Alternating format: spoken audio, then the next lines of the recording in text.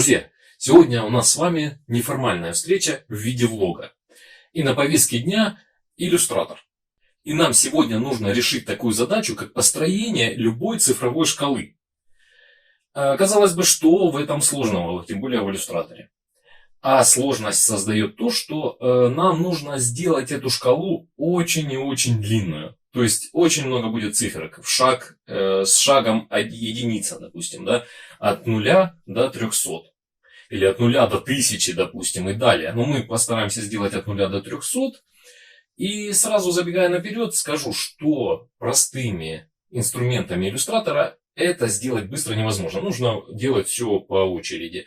Единичку сделал, двоечку, троечку, текстовым блоком, да, и погнал далее. Так вот, мы сегодня с вами будем использовать специальный скрипт, разработанный одним человеком замечательным. Ссылочки все оставлю на этого человека, на разработчика, который предоставил мне этот скрипт, в описании. Переходите, и ссылочку на скачивание этого скрипта тоже в описании. С вами Юджин из Graphic Core. Поехали! Итак, друзья, вот мы с вами находимся в иллюстраторе. Прежде чем начать расставлять циферки, мы с вами давайте расширим монтажную область, потому что она нам нужна будет длинная. Ну, понятная причина, да? Значит, по опыту скажу сразу. Сначала нам нужно сделать циферки, потом будем делать уже шкалу. Значит, ну, для того, чтобы продемонстрировать это, мы начнем с сотни. Давайте, я обещал сделать от 0 до, допустим, 300, да? Но мы сделаем от 100 до 400. Трехзначное число, так проще будет нам выставлять потом, скажем так, деление. Давайте выбираем, значит, в первую очередь выбираем текстовый блок. И пишем 100. Первая циферка у нас есть, но это не циферка, это текстовый блок. Правильнее сказать. Выставляем его здесь, допустим, посерединке, да. И здесь теперь, чтобы сделать его дубликат, можно пойти несколькими путями.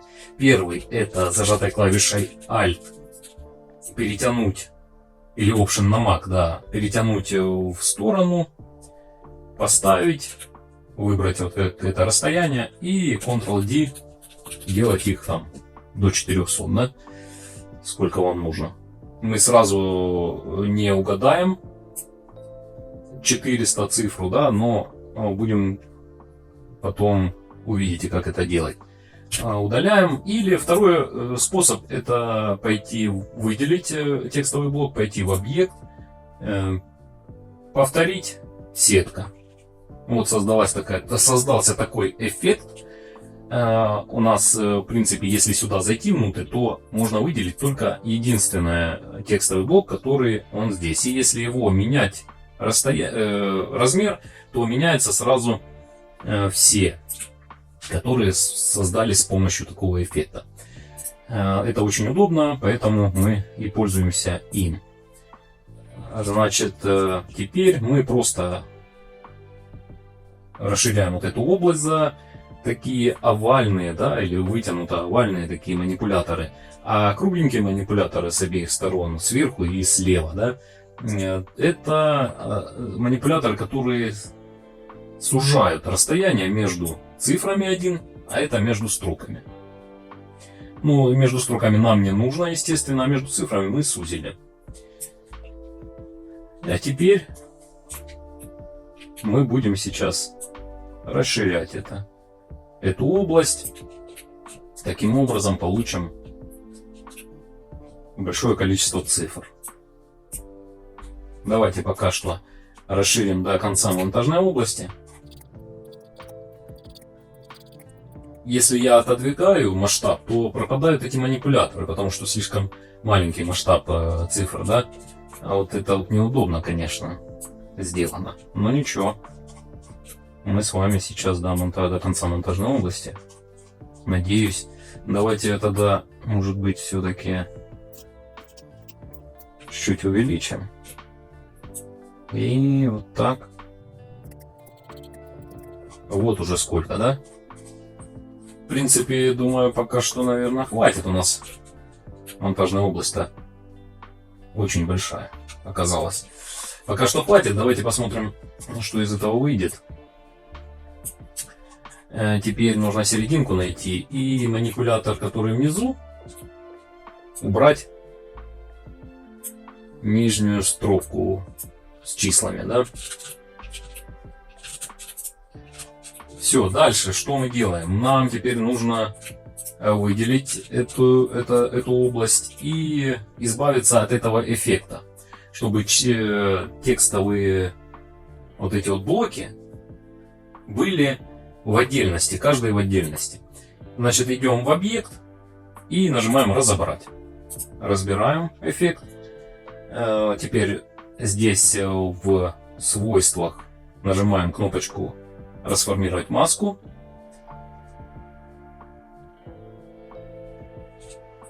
И в принципе уже готово, но нам нужно еще разгруппировать. Все, теперь каждый в отдельности у нас текстовый блок, и с ним можно работать. Что делаем дальше? Дальше нам нужно выделить эти все текстовые блоки. Как это сделать? Можно вот таким образом, да? Но заметьте, почему-то выделяется полностью. Мы ее удалим. Рамка там идет. Рамка, и она нас отвлекает. Как будто бы выделяет все текстовые блоки. Но на самом деле нет. Эта рамка осталась после операции, которую мы применили. Эффект вот этот повторить. Разобрали, когда рамка осталась. В общем, смотрим.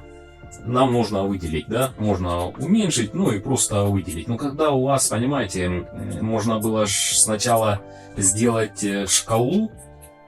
И вот вы когда уменьшаете, вы можете задеть и шкалу выделить. Для этого существует такая замечательная функция, как выделение по общему признаку. Вы выделили один блок, идете в выделение по общему признаку, и тут без разницы семейство шрифтов или семейство и стиль шрифтов, без разницы какой вы выберете, который касается шрифтов. Также можно выбрать с одинаковой толщиной заливки, с одинаковым цветом обводки, но если цвет будет одинаковый и у шкалы, то и шкалу выберет. Поэтому мы поработаем с семейством шрифтов. Итак, у нас выделились все блоки. Теперь мы приступаем к тому, что применим сценарий, который расставит нам все циферки, как нам нужно. Идем в сценарии. И здесь есть такой пункт Make Numbers Sequence. Вот это он и есть этот сценарий, который я разработал программист один, на который ссылочку вы найдете в описании, да. И сценариями вообще можно пользоваться, опять же, несколькими способами. Первый способ — это можно нажать другой сценарий и на компьютере его сразу выбрать. И вы таким образом, это вот сценарий написан на JavaScript, да, и он в одном файле находится. Вы выбираете этот файл и применяете этот сценарий. Но это будет одноразово, друзья.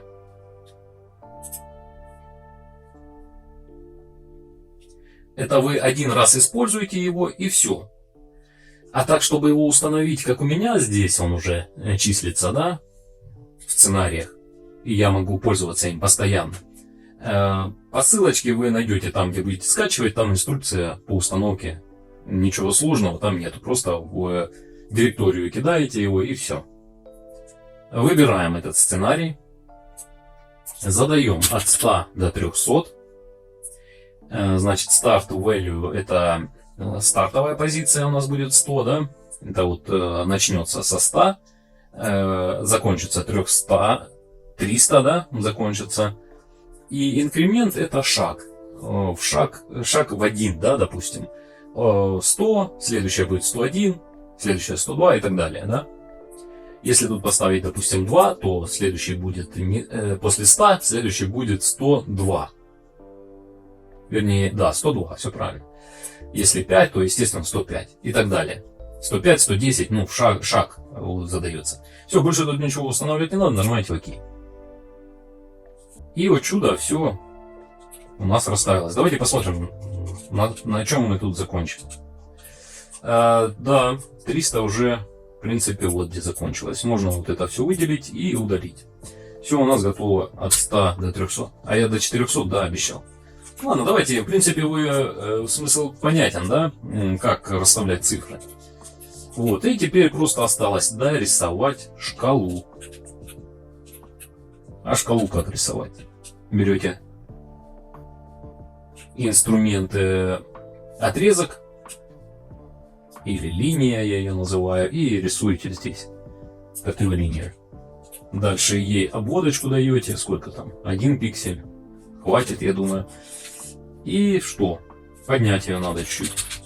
С шифтом поднимается на несколько позиций сразу, а без шифта на очень мало позиций. Стрелочками вверх-вниз оно поднимается. Подняли. И что? И осталось шкалу, да, дорисовать. Опять же, таким методом берете линия, да, отрезок и рисуете, где там она будет, на серединке, ну, можно пока что на глаз. А теперь просто выделяете циферку эту, выделяете эту шкалу, берете вот выровнять по ключевому объекту, ключик нарисован, выбираете ключевой объект, у нас циферка эта, и выравниваете. Хоп, все, он посерединке стал. Циферка будет на месте оставаться, потому что она ключевой объект выравнивается по отношению к этой цифре. И мы выровняли шкалу. Дальше. Ну, опять же, можно пойти методом выбрать объект, повторить и сделать сетку. Уменьшаем. И поехали. Расставлять. Тут сейчас надо выровнять.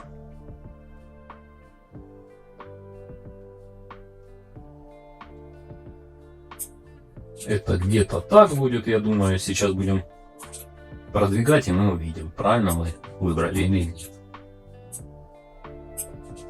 Смещается ли оно или нет. По-моему, не смещается.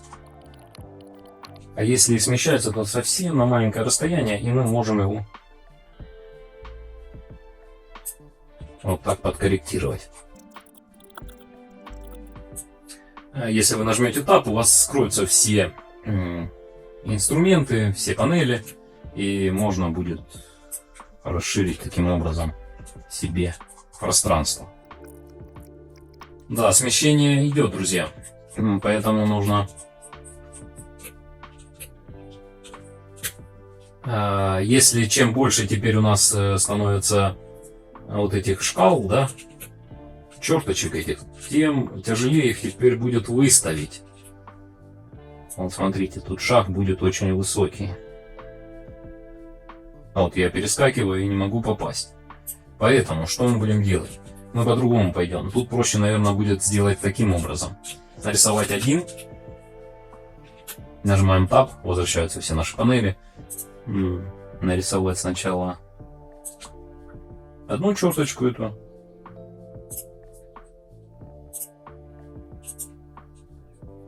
Выровнять относительно ключевого объекта, это циферки. Выровнять. Выделить. Зажатой клавишей Alt или Option на Mac. Подтянуть. И вот она вроде бы прилипла посередине. А теперь Ctrl-D. Зажать. Только нужно проверить, ровненько ли они у нас будут становиться. Да, ровненько. И мы сейчас Ctrl-D. Вот так вот зажали, и оно расставляет. Просто повторяет операцию Ctrl-D. Это повторение операции предыдущей, которая у вас была до этого. А эта операция была у нас дублирование.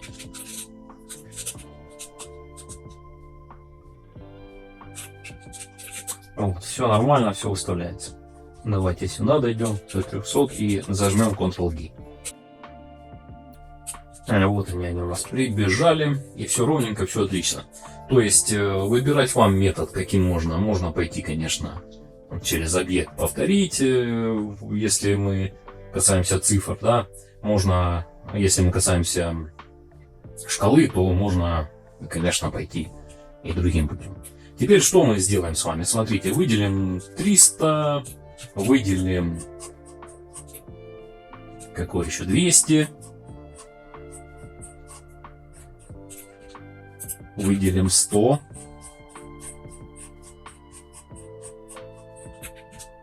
и зажатой клавишей Shift и стрелочкой вверх мы их поставим выше. Теперь что сделаем? Мы их увеличим. Нужно обязательно снять. Так, через свойство мы здесь не увеличим. Чтобы увеличить пропорционально каждую, нужно другим способом. Смотрите, что происходит, если мы здесь увеличим. Например, 20 поставим.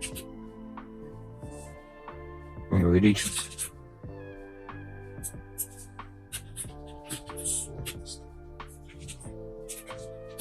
Они увеличиваются и смещаются.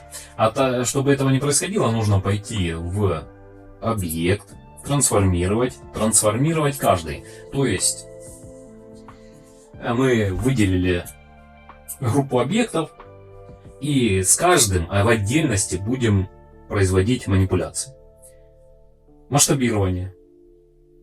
Смотрите, насколько нам. 128. Там можно на все 200.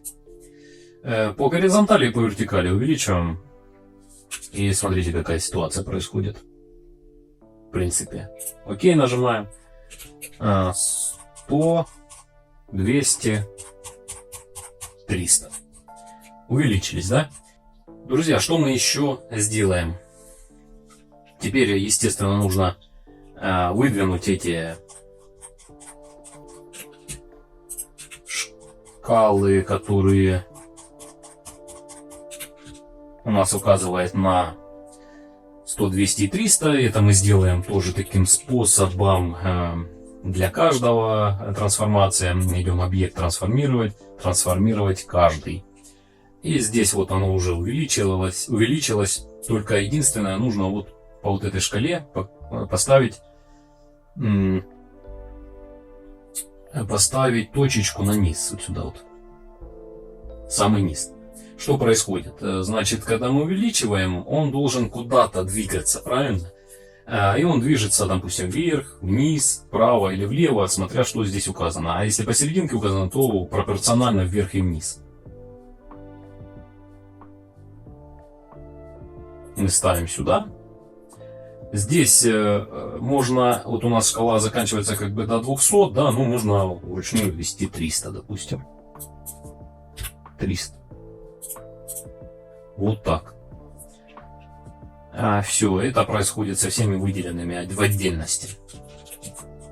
Проверяем. Да. Я прав.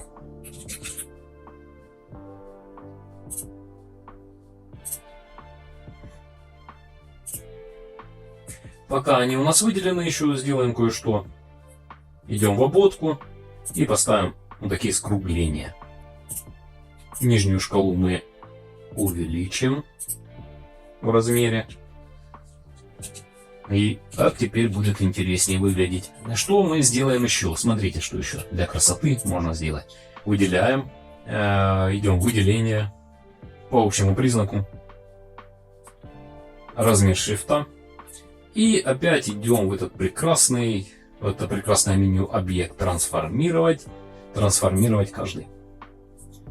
Теперь нам это не нужно. На соточку ставим. Так, тут ставим мы посередине. И повернем их чуть-чуть. Опа, красота. Опа. Вот так. Ну и можно этой шкалой по горизонтали сдвинуть. Если он у нас... Если мы видим, что он у нас неровно стоит. По вертикали можно то же самое. Сдвинуть куда угодно. Вверх-вниз. Ну и и, естественно, увеличить. Допустим, до 110.